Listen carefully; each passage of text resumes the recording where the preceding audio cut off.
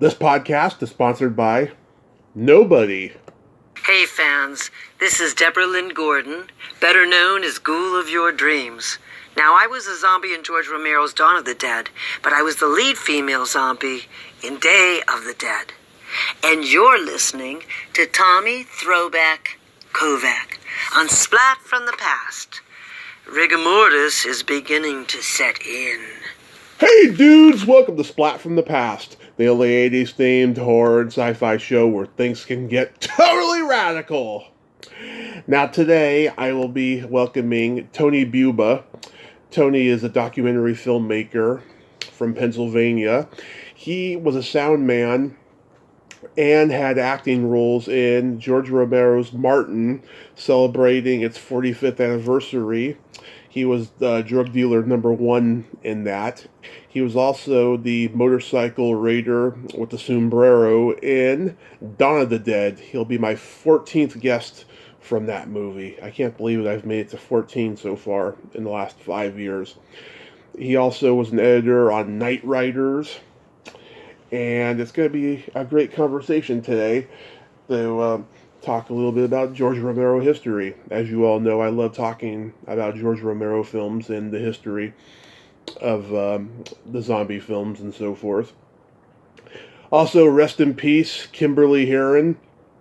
She'll always be Aykroyd's dream ghost in Ghostbusters to me. And ZZ Top's Legs Girl. God, she was so gorgeous. Sadly, I never got to interview her. It's a real shame. Rest in peace, Kimberly Herron.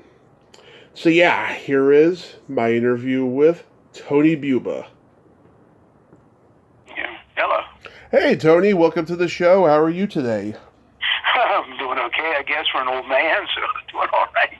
I got out of bed this morning and touched my toes. Well, no, I didn't touch. That's a lie. I touched my knees. Well, I'm glad you made it to your phone. This is such a great honor. Thank you for taking the time today. No, my pleasure, my pleasure. So, going back in time, did you gravitate towards films early on in your childhood? No. It was all really serendipity for both my brother and myself.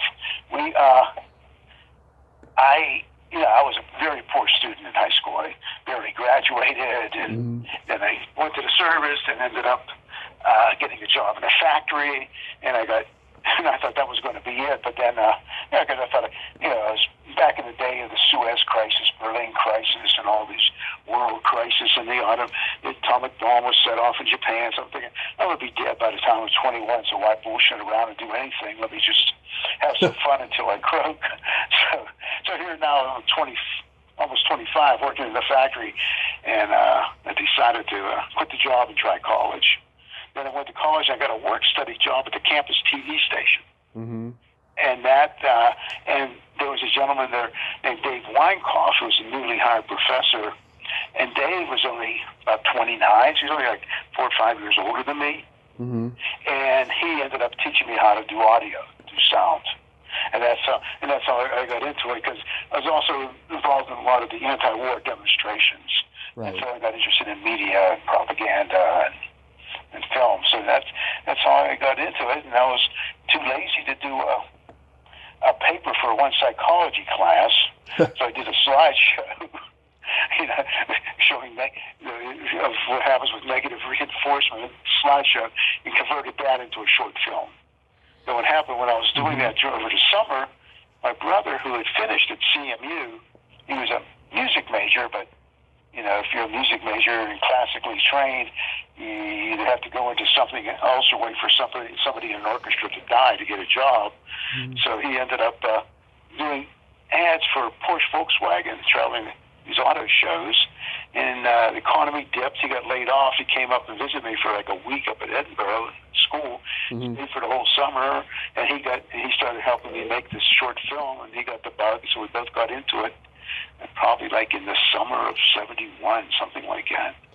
Wow. About 71. When you were in the National Guard, did you see any battle during Vietnam? Oh, no. I joined. I got really lucky. I mean, I was 17. I graduated high school in 1961. And I was 17 years old, didn't know quite what to do, so a cousin of mine who was in the National Guard, he was making a career out of the service, he said, why don't you join the PA National Guard? He said, you're going to get drafted in a couple of years anyways. If you like it, you shift over to 4 years. If not, you do your 6 months, 7 months active duty and go to meetings for the next 6 years and a couple of weeks active duty during the summer. So that's what I did, and, so I was like, I had to wait till I was 18 to get in, and I didn't like the discipline, so I ended up opting for the route of 6 years. So I was out in '68, and the unit I was in actually got activated later that year, but they ended up they didn't see any action. No. Wow. So if I hadn't done that, who knows what would happen to me? I mean, was I even mentally strong enough to handle something like going to Vietnam? yeah, so you were a career military guy for a little while then. I was in 6 years, yeah. But it was just saw no act. 6 years, and just drove out to the airport once a month, and I was a medic, so we'd have to do these flight training routines. Yeah. And I actually do practice landings coming in on these planes, and then I would get so sick I'd be vomiting all over the place. They'd have to take care of me. I can imagine. So you learned about sound, and then you and your brother formed that production company, right? No, I wasn't with the. He was with. What happened was, I ended up applying to grad school at High University. And got in there, and got in because, once again, I've been really sort of blessed with these characters in my life. This Joe Anderson, who just recently passed, was the chair of the film department, and I tell the story all the time. He took anybody that semester, outside of students who were qualified, he took anybody with a funny-sounding last name. He took a Tommy Tuttle, a Kathy Kodak, a Tom Tucker, and a Tony Buba. And he said to me, he says, I didn't care what your resume or anything was like. I just want to see what a Buba would look like. I was like, so then I started there. Then my brother, Carnegie Mellon had started this program where you got an MFA working with WQED. And you would specialize. And to get your degree, you'd be there 2.5 years. And to get your degree, you had to have one show that would air nationally. And so he became much more. So he got into doing mostly film editing and some audio, but he really got into editing at WQED, and he ended up getting his degree from there, both undergraduate and graduate. So then I went more into the direction of, for my own work, doing films that were mostly for festivals and museums, and more on the art end, and my brother went more commercial. And at Carnegie Mellon, is that where the Tom Savini connection is made? Yeah, the Tom Savini connection, it was probably made with George, but for me, with the connection with Tom, is I was on Martin. And I really didn't know Tom. I just know one time we were down George's office. What happened with George, my brother had a small production company, which was called The Image Works. At first started, it was called Voodoo Da, but that was too hippie. So nobody would hire him to do commercial work. And they changed it to The Image Works, and they had this. And I was still in grad school when they formed that company with him, Dusty Nelson, and John Harrison. John, of course, went on to directing Creepshow and doing the music for George's films. So they all met at CMU, and were in that graduate program. But they had this company, and George, in 1975, there was these tax credits you could get, tax breaks for films, not just for films, but if you were involved in any high-risk industries, it was to boost the economy, and film was one of them. So if you invested in a film over a 5-year period, you would take a 5-to-1 write-off. So if you put up $10,000, you could write $50,000 off over a course of 5 years, and that's why there was a burst of independent films made in the 70s, and really brought a lot of energy to everything. And then when Carter got elected, he ended up stopping that tax write-off because a lot of fraud started to take place. Yeah. was in it. So that killed it. But what happened, George got this tax, he was doing one of these for a sports series called The Winners. Mm-hmm. And he had to get them done before 1976 was over. So, before 76. So what he did, he hired my brother and John. He hired them to work on about 5 or 6 of them, and they needed help, so they called me, and I ended up dropping out of grad school for a year, coming back to Pittsburgh in 75, and doing assistant editing work on assistant camera work on the sports series. Then went back to grad school, and that's how I got to meet George, and all of us got to meet George. And I finished grad school in spring of 76, and came back, and George was working on the script Martin, but he was also doing these other things to pay bills, like he was doing for Chatham University in Pittsburgh. He was doing a PR film for them. Mm-hmm. Also inserts for an Italian horror film called Spasmo. Yeah. And it needed more sex and violence, so they hired George to shoot this. And George's person working with George all the time, Nick Mastandrea, mm-hmm. he ended up playing frisbee and I can't remember if he broke his arm or broke his leg. And George's cameraman, Nick, Mike Gornick, he ended up getting married, and he was on his honeymoon. So George hired me to work with him on those 2 projects, and we got to become friends during that shoot. And then when Martin came up, he had me to work on Martin, mm-hmm. and then we ended up using a lot of. He saw my films on Braddock, and really liked Braddock as a location for symbolism for his film. So we ended up shooting a lot in my mother's house. Mm-hmm. So I've talked to John Amplis and Christine Romero about Martin. I think it's George's most underrated movie. So he asked you to be a soundman first? Well, no. What happened was on Martin, it was a small crew. They were like the first day. I mean, the crew varied, but most of the time there was like a basic crew of 5 people. Mm-hmm. You had George, you had Mike, myself, Tom Dubinsky, and Nick Mastandrea. And that was sort of it. So on the first day we're shooting in Braddock, and it almost became a pickup game. Like George was first directing and shooting at this time, and Mike was doing AC work, and then George said, "Well, what does everybody want to do?" And Mike says, "I'd like to shoot." Tony, you want to do audio? And I said, "Sure, I'll do audio." It almost became like a pickup game of who did what. And then Tom did assistant camera work. Tom actually wasn't even on payroll at first. He was just volunteering. He just finished at NYU and was like volunteering every day. And then finally George, "Hey man, let's put you on payroll. You're really good, Yeah. And so there was so it was smart. And then some days we'd have a couple other people crew work. I know the one person would come in and do crew work was Chuck Page, who's famous in Pittsburgh because he owns Chuck Page's Dairy Owl, which is one of the top soft-serve ice cream places in Pittsburgh.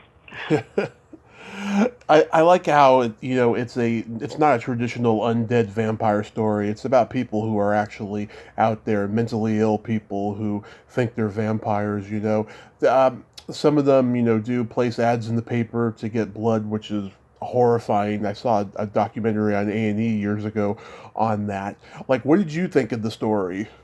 Well, I read this, and I'm fairly political, and I read things a lot of times from a left perspective.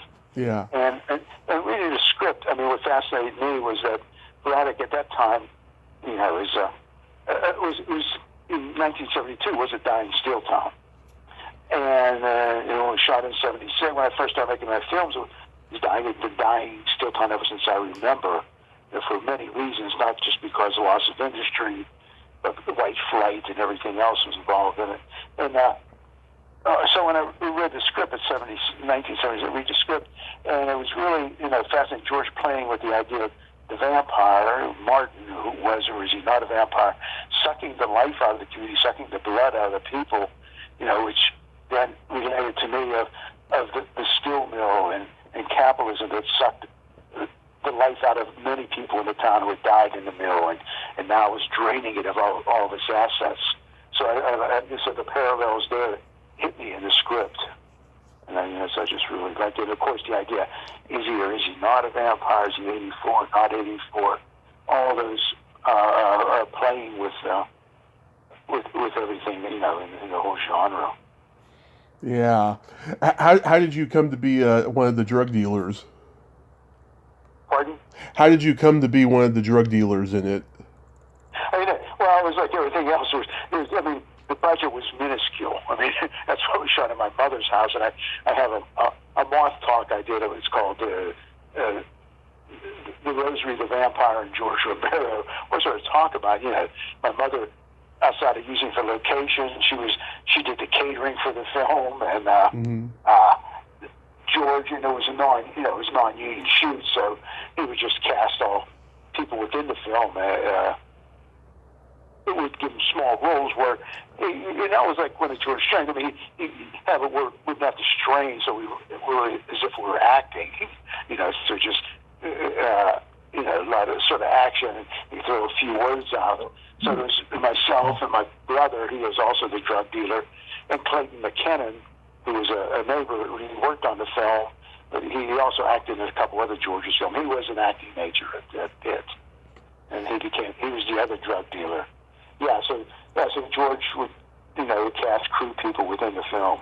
I wanted to save money, and then it also, working at that level, it also makes it fun. Yeah, and there's a story out there that your grandmother was on set and she saw blood and got sick. She was like, I was on the staking of Martin. Mm-hmm. And she was so nervous that George was going to make a mistake and actually put that stake through the actor's heart. And she was downstairs. Saying the rosary. God. Yeah. Some people don't know how the movie making process works. That's right.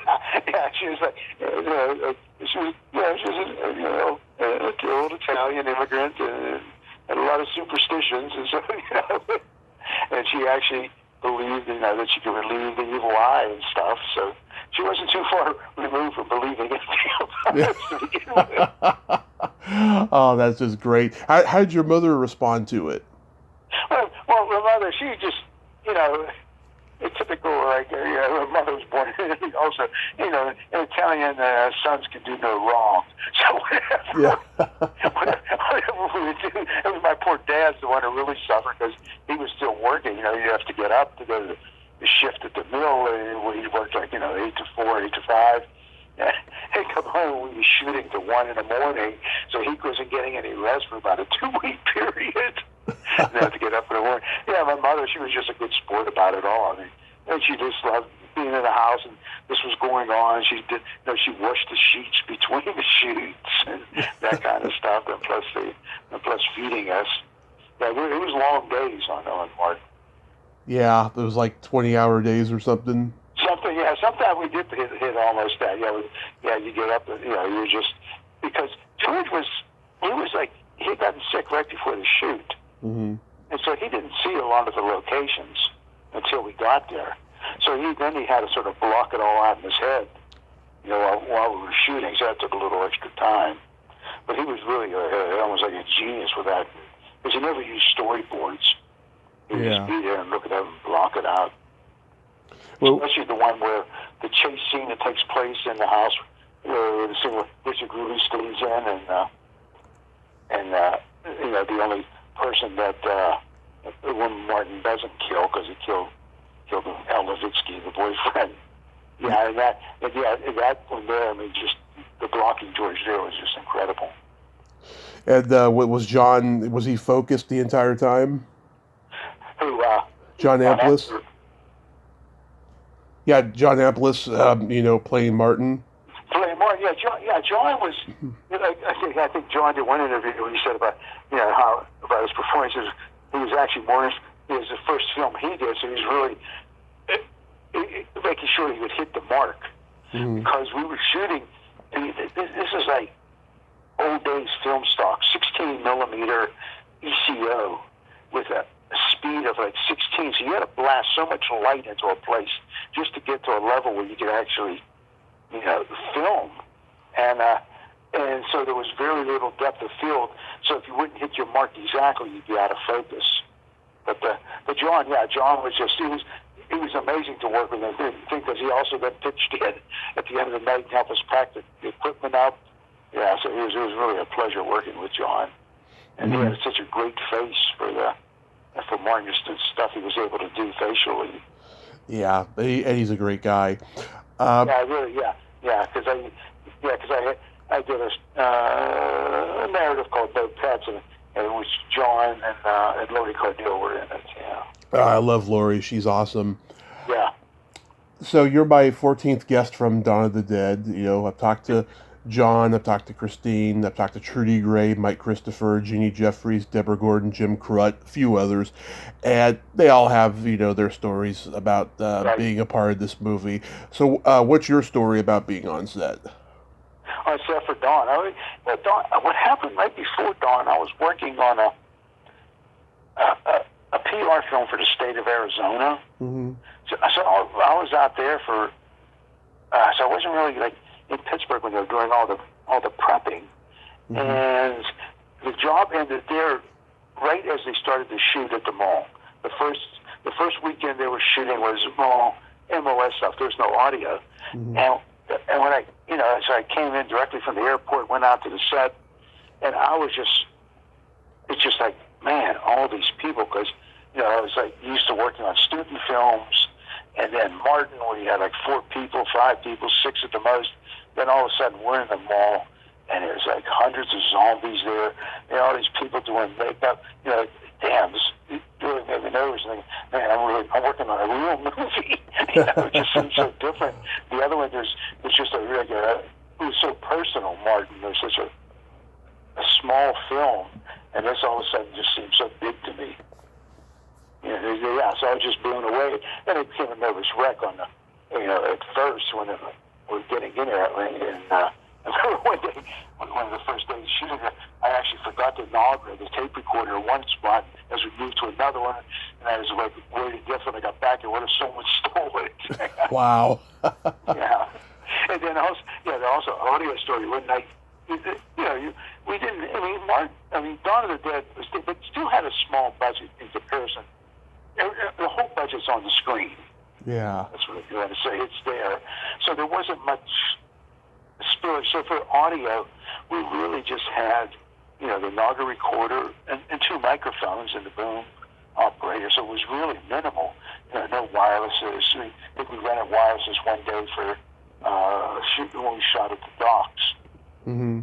That one piece. But everything else was just done, with the boom mic. And so, one night and the headset's not working, so it was, it comes loose. So I had to solder the headset together. So I resoldered the wires, and I plugged it in, and all of a sudden I don't hear any playback. I said, "Holy shit! Did I blow out did I plug it in too soon, and the plug was too hot, and I burned something out?" So I'm in this panic mode, at least an hour. Then I realized I just forgot to flip the switch over to listen to playback. So I have those kind of anxious moments. Yeah. Wow. Yeah. Did you already own that sombrero that you were wearing? No, I did. What happened was George, he says, "Hey, Tom, put you on we need shoot the place up. We'll give you this machine gun and just run around and we'll go here, come to the door here." And he just explained what to do. So I said, okay. So I'm thinking, okay, I'm going to have like a little bit of screen time, but it must be wide shots. You're not going to see me. I got to put something together so when I'm in the theater, I can find myself on the screen. So when he told me all that, I went out, searched a bunch of stores, and found the biggest sombrero I could think I could find, and put that on. Then I ended up using that's my old Air Force uniform. I put that on, and that kind of thing. And so I was just. I just wanted to make sure I could see myself. I didn't know it would become an iconic bit. Yeah. Did you end up keeping it? I kept it for a while, but then, you ended up moving around. And it was a cheap sombrero, so it ended up falling apart after a while. I wish I would have kept it. If I had any idea, I knew I knew the film, I knew Dawn was going to be a classic. It just was something. I mean, every film that people go to make, you don't go in to make a bad film or a boring film. Everybody, we just go, think this is good. This is going to be magical. But it just once, it just doesn't happen. It doesn't even happen every year for films that are, for the thousands and thousands of films that are made every year. Not years go by without being one that everything just sort of clicked on. And this is what happened with Dawn. You're working on it and you're thinking, there's something going on here. This movie's going to have a longer shelf life than 2 or 3 years. I mean, I didn't think it would have a 45-year shelf life, but I thought it was going to be up there with Rocky Horror Picture, that kind of thing. But yeah, but it just was really there was just sort of an energy on the whole set, and you could feel it, and especially when the whole stick with the pie throwing and all that kind of stuff, and all these different bits that George would come up with. And other people they come up to George and just come with these ideas. Like there's this one scene where the woman has her jewelry ripped off, and there was like a person on location who came up. They wanted to do that so they could get more time, but actually the person that ended up thinking of doing it, she was sick that day, so someone else substituted for her. And then some of the people that came out to play zombies were like, they had ideas that George didn't want to touch to put in the film. There was one young woman, she was pregnant, and she said she's trying to pitch George's idea of, okay, she could be like the zombies could come up there and rip out her fetus. George was going for that one. Man. So that was. So it was interesting, and then the film was large, but still George was accessible. Yeah, we could talk to him, and in which later on you really couldn't, because it's really distracting for the director, for a lot of people to come up to him, and that's why you end up hiring ADs that are really protected director. I think that last half hour with the bikers is some of the best stuff in the movie because, after the convoy truck confrontation, the movie slows down a little bit because of the romance between Galen and David Emge, but then it picks right up again when the bikers come, and I think some of Tom Savini's best moments on screen is in there as well. Yeah, and it's, the thing is, you need that, if it all was George is a really good editor, and so the pacing, you need that downtime to build up. If everything's just constantly at that one high level, then then it becomes, that also can become boring. Yeah. So when you end up shaping it and giving it those small moments, and then boom, then comes that whole ending where the bikers come in. Yeah, George is also good at, like the Scott Redinger character. Yeah. He was supposed to die almost immediately. Yeah.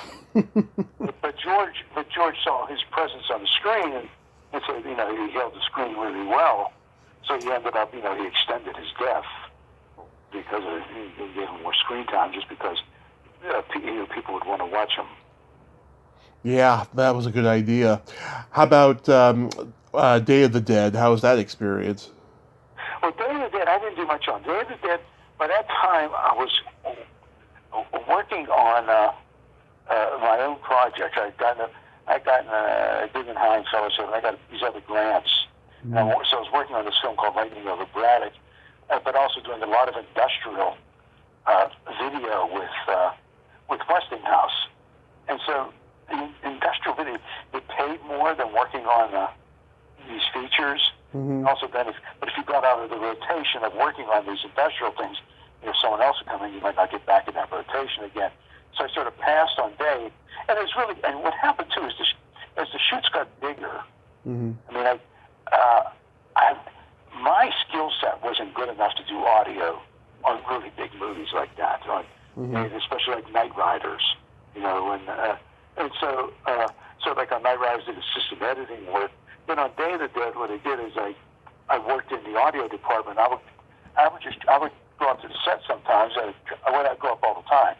Drive up there and pick up the quarter-inch tape that the sound recorders did, and drive them back down to Fort Pitt Boulevard to George's place, and transfer them to 35, then bring them back up to the set so they could sync them up and watch dailies where they were shooting. Doing that, then also Richard Uzi hired me to go, and I shot the behind-the-scenes stuff for the film. But then after the film was done, I'm sure glad I did one there. So everybody got so sick from working in that damn mine. Yeah, it's taken me years to like Day of the Dead as much as Dawn, because Day is so much more darker, you know, and it's more talky than Dawn, but I think it's just as good. Yeah, it is. Yeah, I know. I think George was really disappointed when it first came out with the response, because it is talkier. Yeah. Yeah. I mean, Dawn, talk about, like, Dawn is like pure cinema. There's nothing that could be, you can't create Dawn on the stage. You can't create it as a radio program. I mean, there's few things that are, you know, a lot of movies are really to be done as plays. Right. Or done as radio, that kind of thing. But there's a few, like animation, of course, can't be done anywhere else. And there's some documentaries that play with time and space, and things that can only be done as a form of film, an experimental film. But also, like the horror genre is also one where, especially Dawn, where it can only be a film. And so it's almost like pure cinema. It just absolutely. You couldn't exist in any other form. Yeah. Now with Knightriders, I can imagine there was a lot of footage filmed, because it's a long movie. It's probably about 30 minutes longer than Dawn of the Dead is. Right. It's probably For Knightriders, that was really a rough shoot, because when we first started shooting in June, we had some of the worst weather ever. And the sets were blown apart, and they hadn't had any cover sets yet, so it was really a mess. I mean, I was fortunate. I was doing assistant editing work, so I was syncing up all the footage, which was and getting stuff to ship out, that kind of thing, and get prepping the dailies. But so I spent most of my time in the motel, where I'd go out on the set, but the set was like hot and dusty, and the thing with Knightriders I most remember are the stunt people. I'm thinking, okay, so he do stunts, for Dawn and these other films, and so on. Martin. Now they hire this professional stunt crew. I think, boy, these guys, how skilled are they going to be?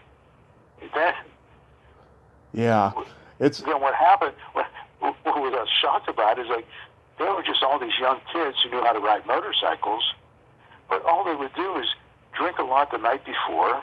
They'd go out, and then you'd have a chain tied to the motorcycle. It'd be going 90 miles an hour.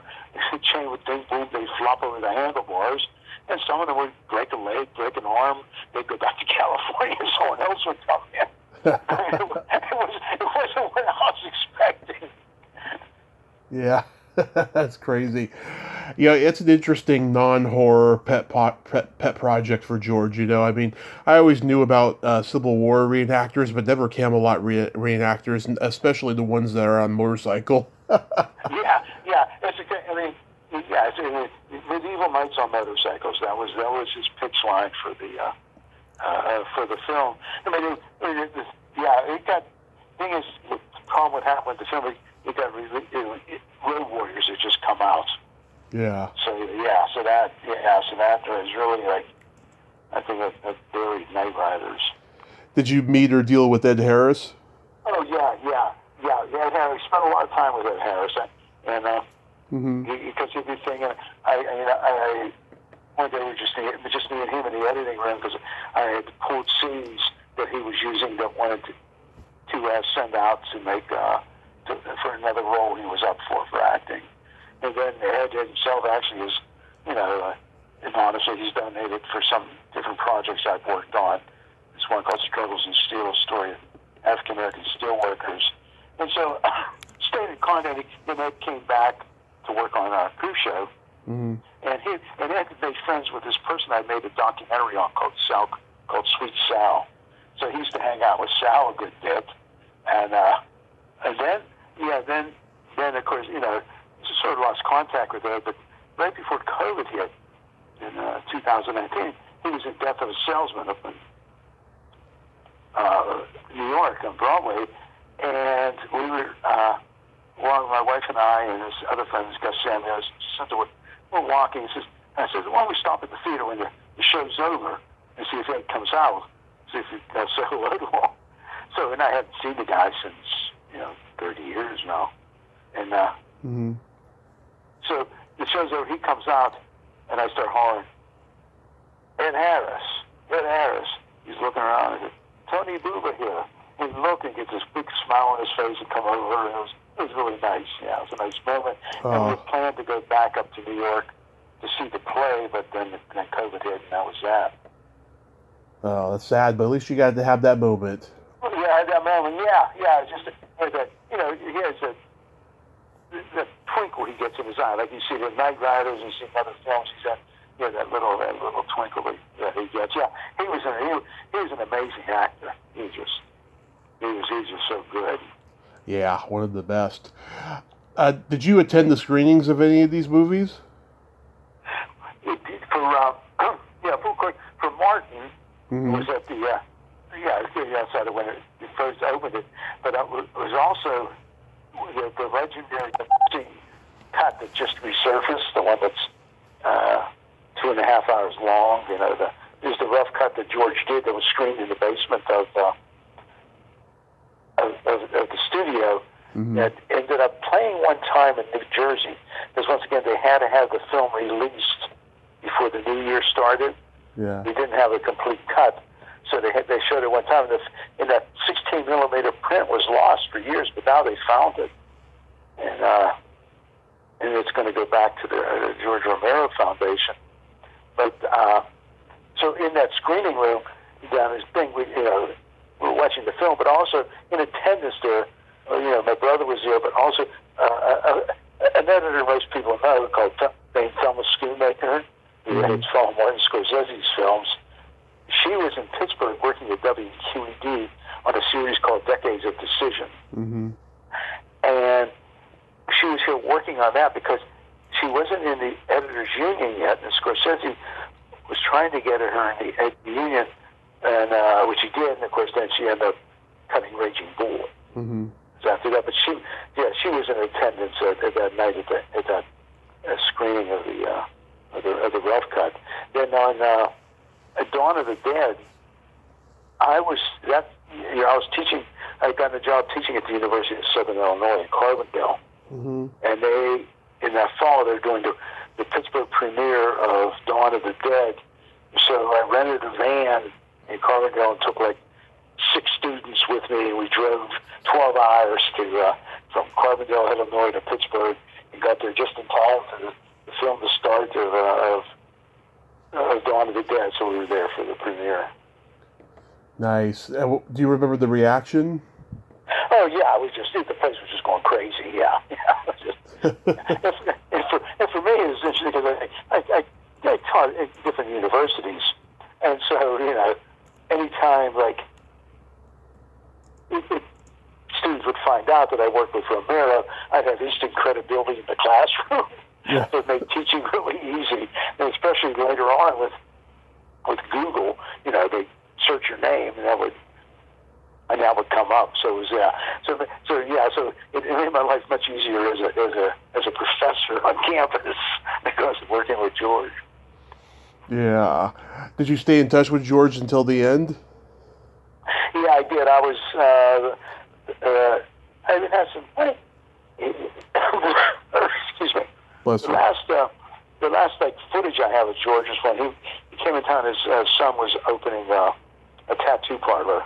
Came in footage there. But the last time I was with George was when they were honoring him. It was right before he died. Actually, they were honoring him through the Pittsburgh Filmmakers Association that Carl Kurlander was involved with. Yeah, so I saw him. And he looked pretty bad, but yeah, it was a couple months later he passed. Have you signed autographs at Living Dead weekend? Yeah, I don't do them that often, Mm-hmm. but I just got back from Manchester, England, where we did a weekend of the dead and did autographs there, and they do a great job. They even rebuilt a replica of the blood pressure machine. Yeah. So I was thinking of my photos taken at the machine, and I so I did a before and after photos on Facebook, what I looked like back in 1978, and I said, and I have on there, this is what my wife thought she was getting. Then I had the picture today of me, all gray-haired, overweight, and saying, and this is what she really got. But yeah, it was a good time on the doing the at the shooting and playing around, with people in the blood pressure unit. And of course, everybody asks me, what was my motivation? Yeah. Outside of George telling me to go there, I always tell him screen time. That was it. Yeah, I mean, the fandom has really grown for George's movies. Yeah, really. You figure the people that organize, like this Weekend of the Dead in Manchester, they were like 5 or 6 years old when the movie came out. Mm-hmm. So it's really, it's not like it's an audience. The demographics are always changing. It isn't like a group has died off, and what's going to happen? The people working on them and are getting old. So who knows how much longer you can sort of have these Weekend of the Dead situations. You start bringing people up from the nursing home. Of all the documentaries you've made, is there anything that stands out as something you're really proud of? Well, the Lightning over Braddock is. There's short. Like I vary between feature-length ones and shorts. So there's two feature-length ones. There's the most part of Lightning over Braddock, which I ended up really blending doc and fiction together, and it was one of the first times it was done, so it got a lot of recognition. It played Sundance and Toronto and all the major festivals. Mm-hmm. And another one, Struggles in Steel, a story of African-American steel workers that I worked with a high school friend of mine. It was Ray Henderson. We were in high school together, and Ray had worked in the steel mills and lost his job when they closed. And they did a documentary in Pittsburgh and didn't have one black person in it. So Ray was just, he was upset, so he gives me a call. And so we went out one summer just shooting with high eight and got a bunch of interviews, cut them together. We ended up raising like $250,000 to do this doc on the history of African American steelworkers. Mm-hmm. So because that's something that can also be used in future with people, going through the archives and maybe pulling material from it, especially a lot of stuff that we didn't include in the film, all the interviews. I'm doing that now, is getting all my material archived, and it's going to be all stored at the University of Wisconsin at Madison. Sweet. Access to it. Do they get released theatrically or mostly air on PBS? Yeah, the theatrical is this is what's changed so much in this whole business. When I first started, there were like these art theaters where you could had 16 millimeter projectors, and you could show films and travel around the country and doing it. So you would have a theatrical release. Mm-hmm. That would be limited to 16 things, but like Film Forum in New York City and different places in Santa Monica and different places around the country, you would have it. But that's changed now. You really can't do that. And what is now, Kino Lorber actually just has a whole box set.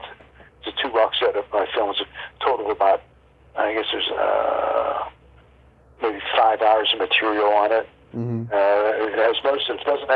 Doesn't have No Pets, doesn't have Struggles in Steel, but has a lot of the other films that I've made over the past 50 years. Yeah. For young filmmakers, I don't know. I mean, it's much easier on the front end to make something, but then on the back end, how do you get noticed?